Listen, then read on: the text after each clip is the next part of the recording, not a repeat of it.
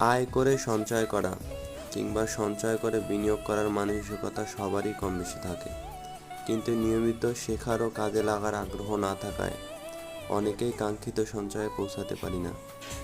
সঞ্চয়ের লক্ষ্যে পৌঁছাতে হলে ধারাবাহিকতা বজায় রাখার বিকল্প নেই।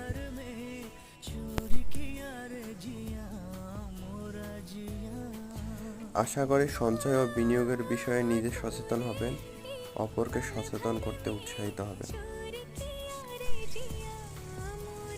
তা না হলে কখনো নিজে, কখনো আশেপাশের মানুষগুলো আর্থিক সমস্যায় পড়বেন।